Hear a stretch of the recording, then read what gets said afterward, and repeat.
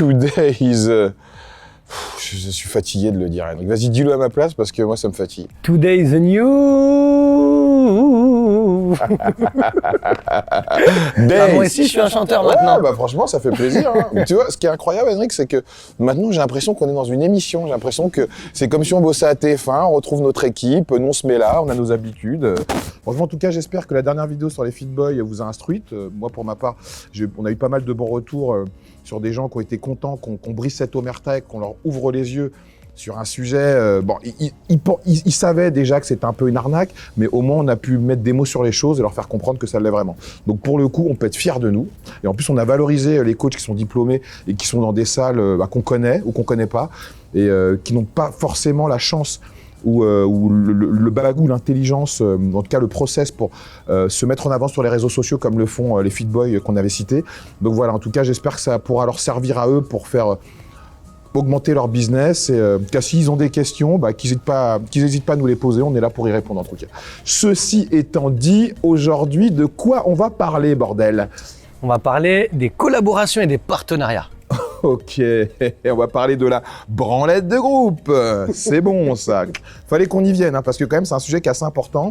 Parce que maintenant, bon, comme tu as pu le voir sur les réseaux sociaux, tout le monde se bat pour ça. Maintenant, c'est le but en fait. Tu vois, c'est un peu comme dans Game of Thrones, à partir de la 7e saison, on s'est rendu compte que l'enjeu c'était de se battre contre les marcheurs blancs. Voilà, en fait, les réseaux sociaux c'est un peu ça. Les marcheurs blancs, c'est les collabs et les partenariats.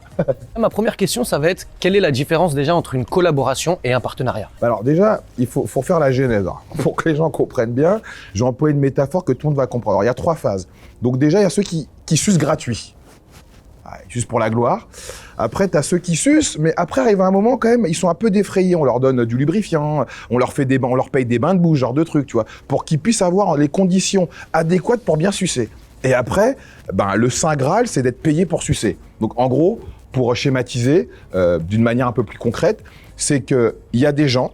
Donc par exemple, si demain tu as envie de bosser avec Gymshark par exemple, tu vas commencer par leur acheter des produits avec ton argent à toi, faire des photos pour les publier sur ta page, du mimétisme comme eux ils le font sur leur page, pour orienter ta com sur celle qui peut leur plaire. La deuxième phase, c'est que si tu arrives à ce qu'ils te remarquent, là, ils vont te donner des vêtements pour que tu puisses faire de la pub avec un code promo pour voir si tu arrives à ramener du business. Et après, le Saint Graal, c'est qu'ils te payent carrément pour porter leurs vêtements. Alors là, t'es Dieu, quoi. Là, t'es au sommet de la montagne. Hein. Il y a des personnes qui prennent du temps de leur emploi du temps, qui prennent de l'argent puisqu'ils achètent des habits et font ça vraiment sans être rémunérés. En fait, si tu veux, avec les réseaux sociaux, tu as un truc qui a émergé, c'est que les gens font de la pub gratos.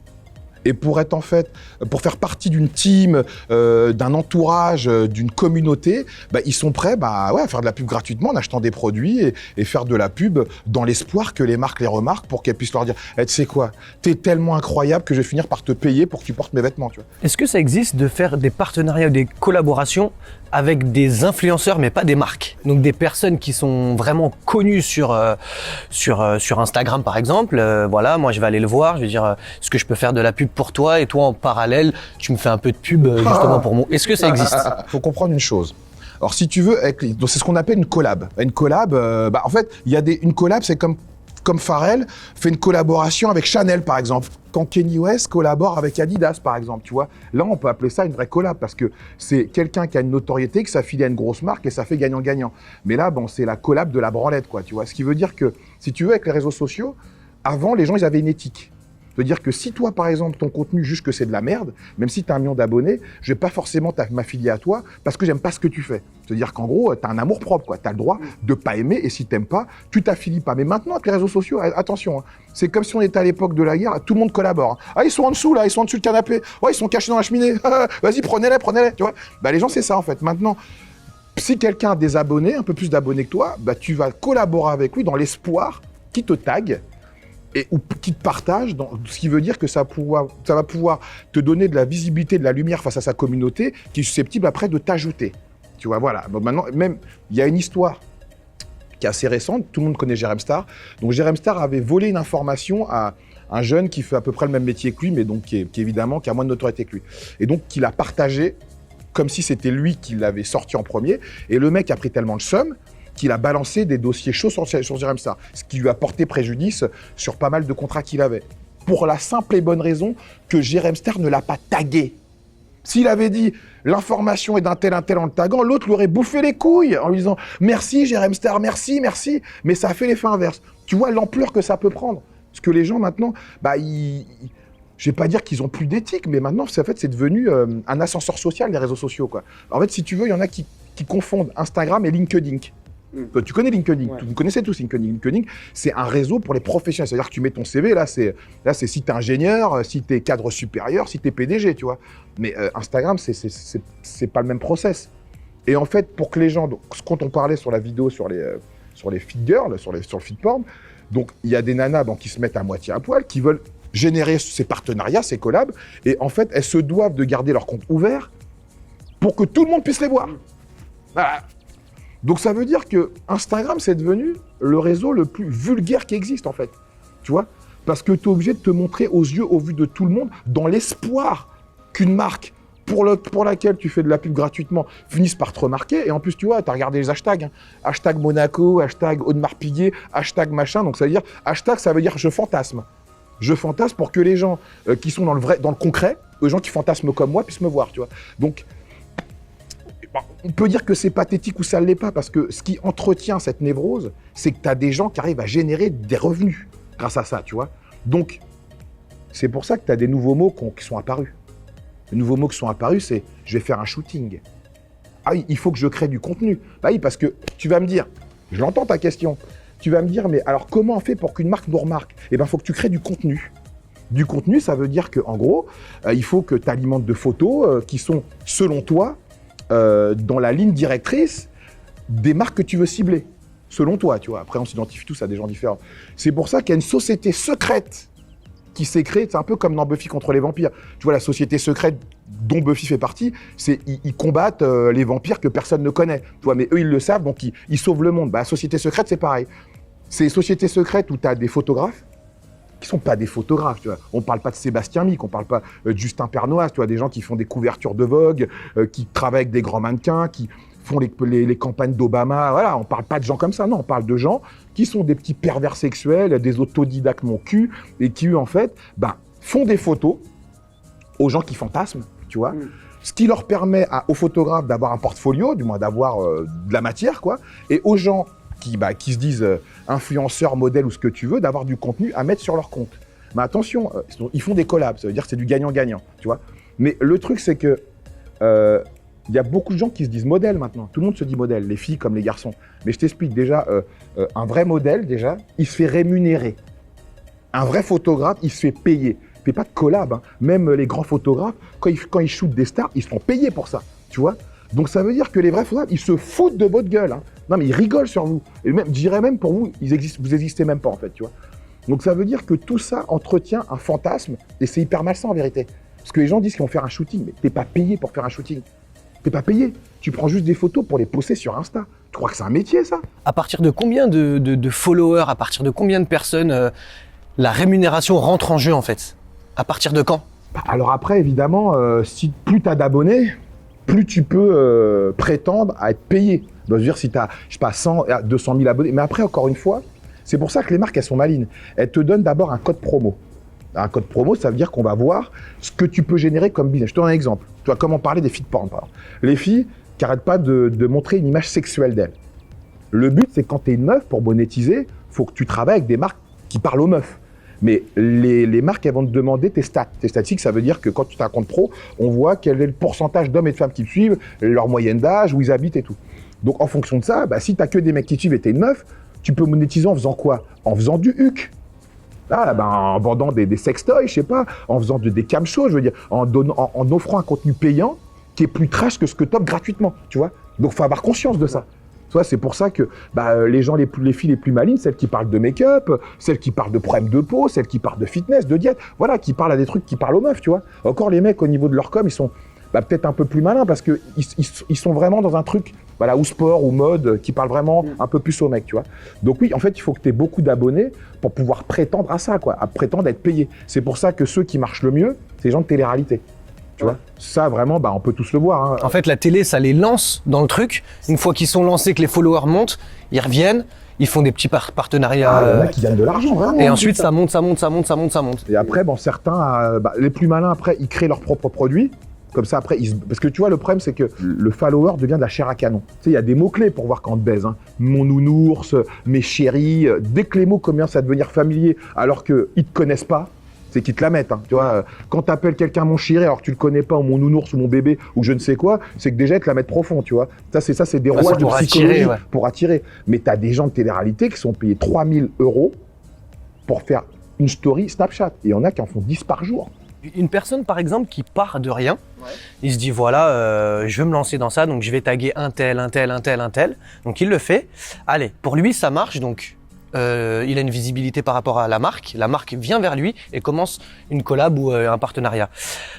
Si la marque voit ensuite que ça ne fonctionne pas sur son compte, qu'est-ce qui se passe ? Ils arrêtent la collaboration. Non, mais en fait, c'est un CDD, quoi. Je veux dire, en fait, c'est du non-dit, quoi. On sait très bien que le but d'une marque, c'est de créer du business, gagner de l'argent. Donc, même si demain, tu as 5000 abonnés et tu arrives à ramener du business, tu vois, le but, c'est pas parce que tu as 1 million d'abonnés que tu vas ramener du business. Ça se trouve, tu as 1 million d'abonnés qui ont 15 ans et qui vont pas forcément être sensibles à ce que tu as à vendre, tu vois, qui vont juste te mater pour te mater parce qu'ils te trouvent beau, par exemple, tu vois, juste parce que tu as un délire qui est intéressant, tu vois. Donc, les abonnés, c'est une chose, mais l'important, c'est d'avoir une communauté engagée. C'est l'engagement de la communauté. Parce qu'en fait, ce que les gens n'ont pas compris sur Instagram, c'est qu'il y en a beaucoup qui se disent influenceurs. Mais en fait, le mot influenceur, t'influences quelqu'un quand tu lui ramènes quelque chose de nouveau, quand tu es dans l'innovation. Mais en fait, moi, je vois que des moutons, moi. Je vois que des clones, en fait, tu vois. Que des gens qui font qui veulent ressembler à tout le monde, en fait. Qui veulent ressembler à des modèles qu'ils ont. Hommes comme femmes, comme on parle pour les fit porn, comme on a parlé pour les fit boys, en fait, tu vois. Donc, en fait, ceux qui arrivent vraiment à faire la différence, c'est les gens qui sont dans l'innovation. Oui, parce qu'on voit. Moi, en tout cas, j'ai vu plein de fois des codes promo pour le même produit, mais dans la même journée. Au bout d'un moment, tu te dis, lui, il fait ça, elle fait ça, lui, il fait ça. On va dire la marque qui en fait le plus dans le fitness, c'est Prozis, par exemple. Prozis, en fait, tu sais, maintenant, le problème des réseaux sociaux, c'est que c'est devenu du téléachat, quoi, tu vois. Je veux dire, le fils à Pierre Bellemare n'a qu'à bien se tenir parce qu'il y a des gens qui sont en train de bouffer sur sa croûte, quoi. Il y a des gens, en fait, c'est devenu des vendeurs ambulants, quoi, sur leur story. Ouais, j'ai testé ci, j'ai testé ça. En plus, tu vois même pas une once de sincérité, en fait, tu vois. Faut arrêter de prendre. Il y en a qui prennent vraiment les gens pour des cons, quoi, tu vois. Ouais, on me ramène un produit, j'ai testé ci. Non, mais après, tu peux être sensible à un produit et en parler. Mais quand tu as des gens, dès qu'on leur envoie un truc, ils font plein de stories. Non mais arrête, tu peux pas dire aux gens que tout ça c'est indispensable. Je veux dire, essaye de faire un tri, quoi, tu vois. Moi-même, quand je coach des gens, je vais pas leur conseiller, par exemple, de prendre tout et n'importe quoi, tu vois. Ouais. Et je vais pas leur dire, par exemple, prends des BCA, de la créa. Non, je vais voir qu'est-ce qui est le plus essentiel pour eux par rapport à leur portefeuille. Je peux pas dire aux gens, Prozis, ils font des claquettes, ils font du pain complet, ils font de la sauce, ils font tout. Non, mais arrive un moment, tu peux pas inciter les gens à tout prendre non plus.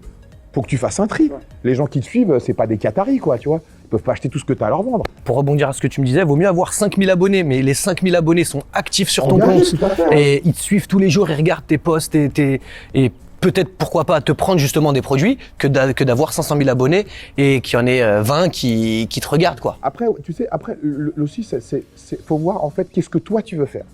Parce que en fait, si tu fais tout et n'importe quoi, Instagram, ça dépend ce que toi tu veux faire. En fonction de ce que toi tu veux faire, comme je disais dans la vidéo Fitporn, faut que tu analyses ton marché, le pays dans lequel tu es.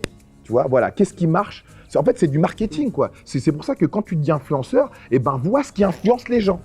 Ne te référencie pas à ce que toi, tu penses qui va influencer les gens par rapport à ce que toi, tu aimes. Tu vois ? Et c'est là où tu deviens intelligent. C'est là où tu crées un business, tu vois. Moi, j'avais un mec que je connais qui a plus d'1 million d'abonnés. Lui, j'ai voulu faire une vidéo avec lui. Il m'a dit, ça ne marchera pas, une vidéo de fitness. Parce que moi, ma communauté, c'est que des nanas. Parce que le mec, il sait c'est quoi sa communauté. Il sait ce qui va être sensible. Et là, c'est intelligent, tu vois. Ouais. Le mec, il sait à quel moment poster une photo pour que ça prenne. Il sait qu'est-ce qui va marcher. Ça, c'est intelligent, tu vois. Mais à côté, j'avais une amie. Elle montre que son cul sur Insta. Un jour, elle nous montre avec un pote 3 photos. Elle nous a dit de choisir laquelle, selon nous, est la mieux pour la poster. C'était une photo, elle montrait pas son cul. Elle dit, non, si je montre pas mon cul, j'ai pas assez de likes. Non mais tu vois, mais... En fait, on est rentré dans un cercle vicieux. Dans un cercle vicieux, ouais, parce qu'à partir du moment où tu mets une photo d'un type et que tu vois que les gens sont plus accrochés par ça, ça t'oriente. Mais ça veut pas dire qu'en mettant, si elle met une photo que de son cul, ça va lui rapporter quelque chose. Oui, ok, ça te rapporte des likes, des commentaires, ça t'occupe quand t'as rien à foutre. Mais au bout du compte, tu monétises comment? C'est ça. Parce que l'important, vu que maintenant pour des gens c'est devenu comme LinkedIn, quand tu vas sur LinkedIn, c'est pour toi du travail. Donc si Instagram c'est devenu ton CV, bah, si tu fais tes conneries pendant 1 an et que tu vois que ça marche pas, bah, j'ai envie de te dire frère, bah, change ton fusil d'épaule quoi, tu vois. T'es une preuve d'intelligence, c'est comme si demain tu montes un commerce. Au bout d'1 an tu vois qu'il marche pas, bah laisse tomber hein. Non mais laisse tomber, arrête, tu vois. Mais le problème des réseaux sociaux, c'est que les gens sont tellement dans le fantasme que bah, pour eux, bah, si ça marche pas pendant 2-3 ans, c'est pas grave. Ça marchera plus tard. Ça marchera plus tard, tu vois. Ils pensent qu'il faut qu'ils se construisent une image. Mais ça veut dire quoi se construire une image? Ça veut dire quoi? Nous, on est coach, donc ok, on parle de sport, tu vois. Après, si tu te dis coach et tu mets tout sauf du sport, change d'image parce que c'est pas une image qui est en adéquation avec ce que tu veux vendre. Et en plus, si c'est ton but, c'est de générer du business en faisant des collabs avec des marques, mais quelle marque va venir te voir? Ils vont dire attends, t'es complètement schizo en fait. Tu te dis coach sportif, mais tu montres que ton cul. Tu dis coach sportif, on te voit que dans des restos ou faire des photos lifestyle. Ils font tous ces photos au même endroit, à Birakem, qu'on s'appelle au Pont Alexandre III. Super, les mecs, les gens ont beaucoup d'idées, tu vois. Tour Eiffel, Champs-Élysées, ah putain, Place Vendôme, super les mecs. Mais tu vois, on va dire, ce sont des moutons. Personne n'est influenceur, ce sont des moutons. Les influenceurs, ceux qui ont été les premiers en fait. Dans le fitness, c'est Thibaut InShape, Sissi Mua, Justine Galis, Marine Leleu, pour ne citer que. Mais après, le reste, c'est que des suiveurs, quoi, tu vois.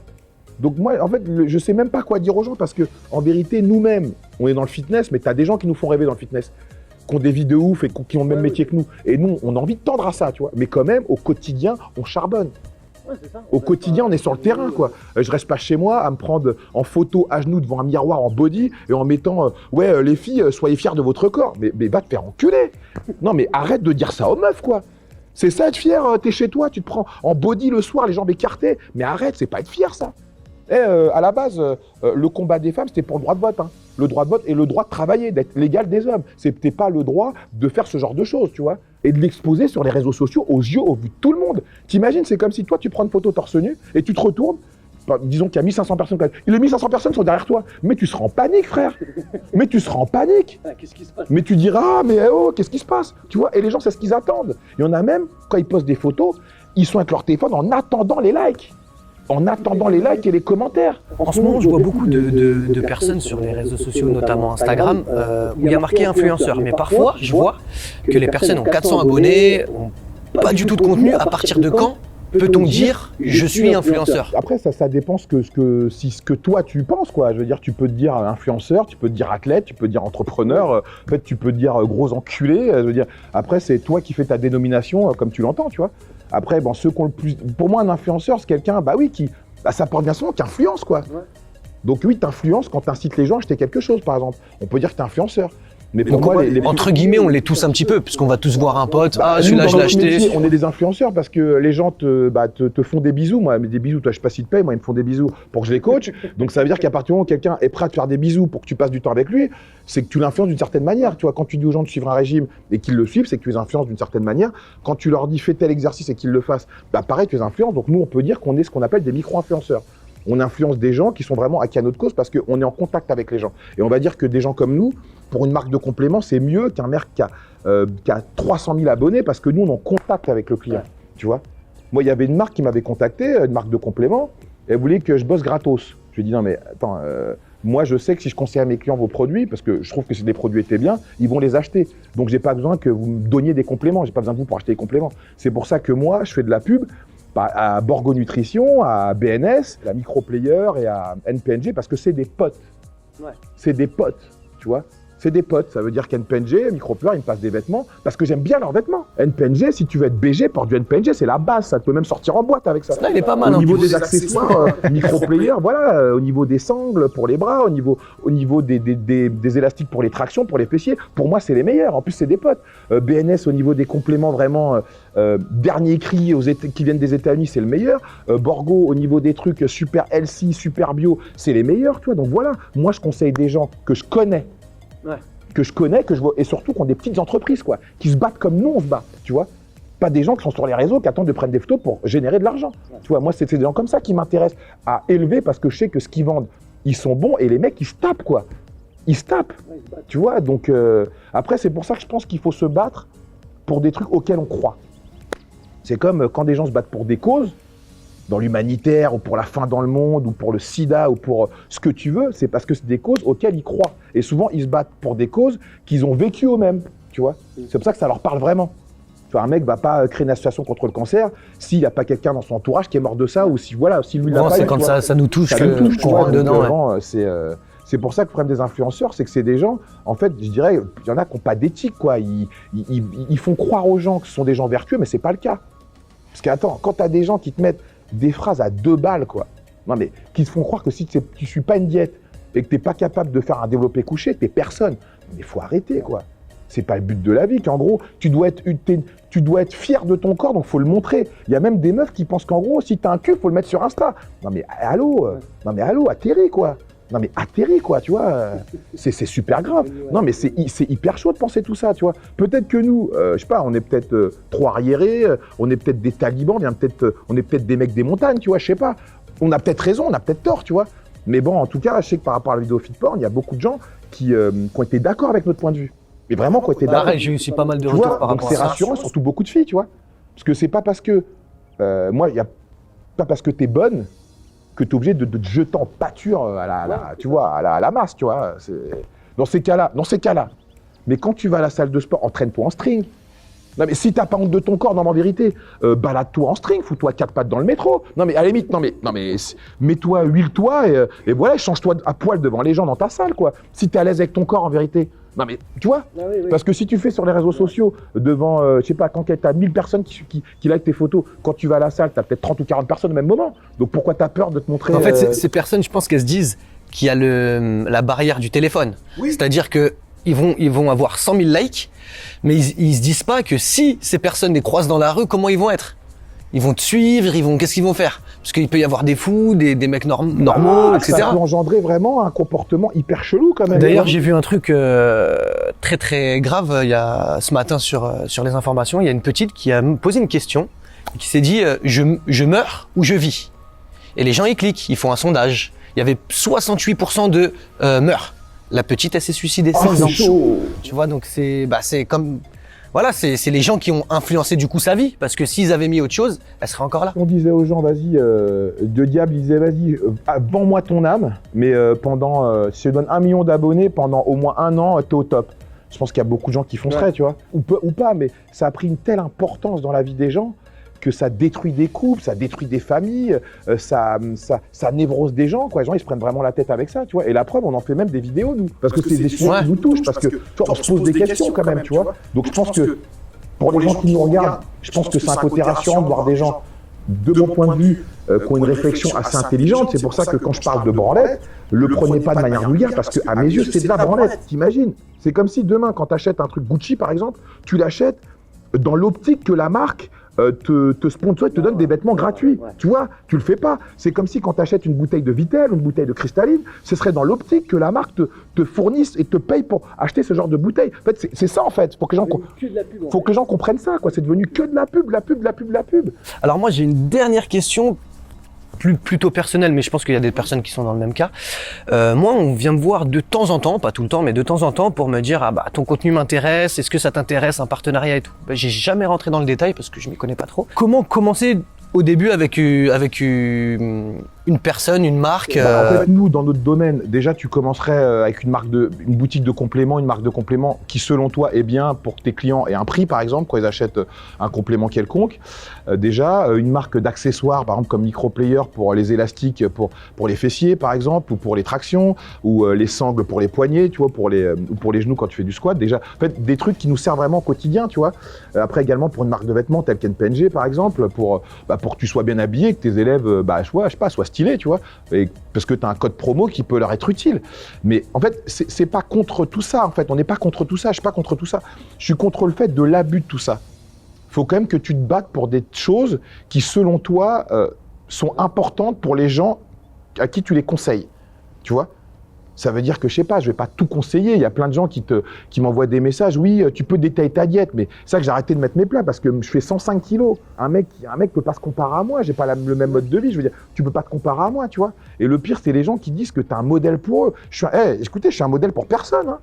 Non, mais moi, ça me fait peur que les gens me disent ça parce que je suis pas un modèle pour les gens. Je suis un mec qui me tape au quotidien, même si ça peut déplaire à certaines personnes.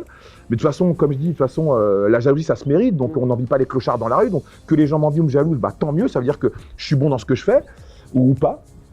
En tout cas, ça génère de la parlotte, donc tant mieux. Mais non, quoi, tu peux pas dire que quelqu'un que tu connais pas et qui met, je sais pas, 10 stories de 15 secondes par jour, tu te prends comme un modèle. Non, je suis désolé, t'es pas mon enfant. Et si t'es mon enfant, oui, parce que tu me connais au quotidien, je te nourris. Mais non, je suis juste un mec que tu vois sur Instagram, qui fait des vidéos YouTube avec un méga beau gosse.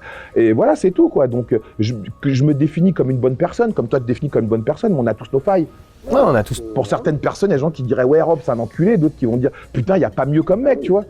Pas plaire à On tout peut le pas monde, plaire hein, à c'est tout le monde, les goûts, les encore, tant mieux d'ailleurs, heureusement. Mais que Dieu nous garde de plaire à tout le monde. Plaire à tout le monde, c'est plaire à n'importe qui. Merci Rob pour toutes ces Je vais te réponses. dire, il n'y a pas de quoi. Pour toutes ces réponses. Et puis j'espère qu'on va se retrouver pour une nouvelle vidéo sur un nouveau thème. Rien n'est moins sûr.